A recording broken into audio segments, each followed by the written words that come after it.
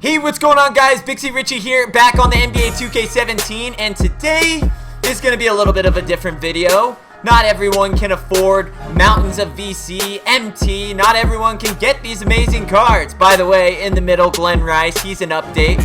Check him out.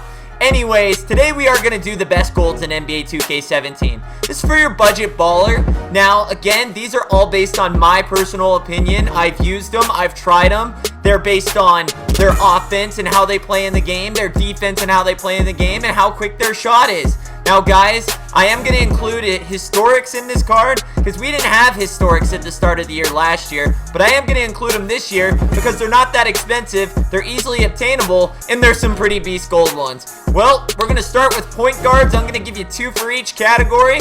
We'll see what we can do and see if we can build you a squad if you're balling on a budget. Let's go.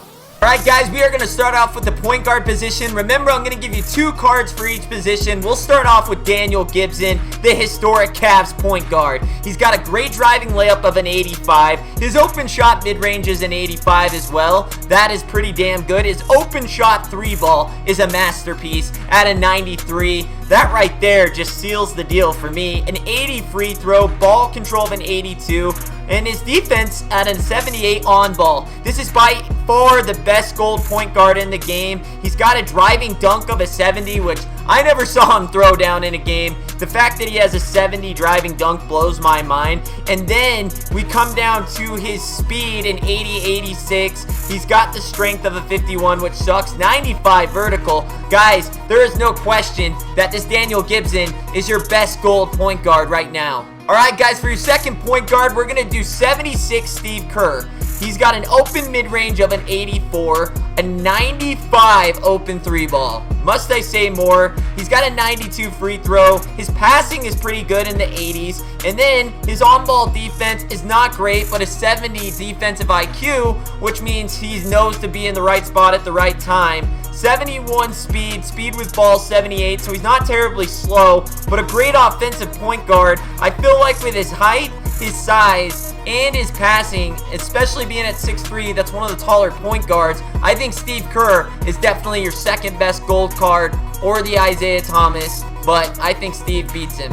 Alright, coming in at your shooting guard, we have 77 overall JJ Redick, the gold card. He's 6'4", so not bad. He's got a 64 draw foul, 73 driving layup. His mid-range, his open shot mid-range is a 92. That is butter cheese. You want your shooting guard to be able to shoot the ball. He's got a 95 open shot 3. Must I say more? 88 free throw. Now, if we come down to his on-ball defense, it's not the best, so he is going to be a little bit of a defensive liability, but your shooting guard needs to be able to shoot. He's more of your sniper anyways, and his speed is not great either. So, guys, this is purely your most spot-up shooter guy that you want for your shooting guard. But I have one more that's a little bit more defensive oriented and can shoot. Let's get into the second one. Alright, guys, excuse me. I am actually going to put this guy over JJ Redick. Chris Middleton, 6'7", so size advantage already. Driving layup of a 79, an open shot mid-range of an 80,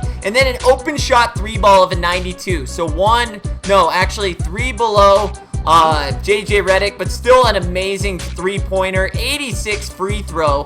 And then he's got a good on-ball defense of 81. Guys, this is your all-around. He is a little bit slower, but so is JJ Redick, so that's okay. But with his size, his shooting, his free throw, and his defense, he is easily the best card at the shooting guard for a gold card. And then the JJ Redick. Let's move on to the small forward. Alright, guys, your small forward is going to be Antoine Walker, 6'8", a driving layup of a 75. He's got a 60 draw foul, so not too good. Open mid-range of it is 77. Open shot 3 of an 81. Free throw is 63, so a little bit of a liability there. On-ball defense of an 80. Driving dunk is not especially good.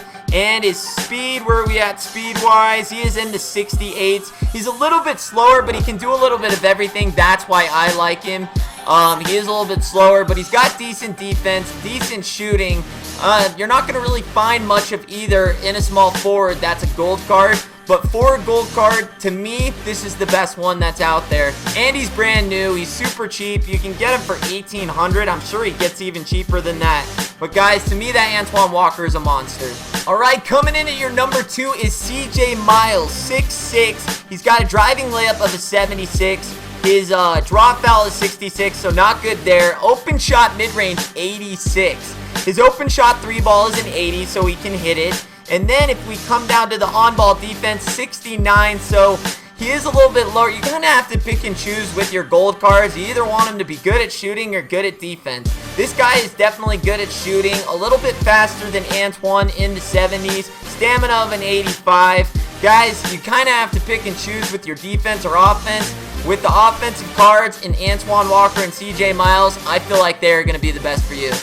Alright guys, for your power forward, we got Porzingis at 7'3", already a height mismatch. He could be a flipping center if you wanted him to. 81 standing layup. He's got a shot close of a 73, open shot mid-range of an 82, which is awesome. Open shot 3-ball for a power forward, 73, so it is a little bit of a stretch forward for you. An 80 free throw, which is good for big guys. 74 defensive rebound, which is awesome. His blocks an 81, on-ball defense is not the greatest, so you are going to have to work with that. A driving dunk of 66, 76 standing dunk, but I do believe he is actually a little bit quicker. He's got 72 speed with the ball, 47, but a little bit faster with his height and his shooting and his ability to hit free throws if he gets fouled a lot.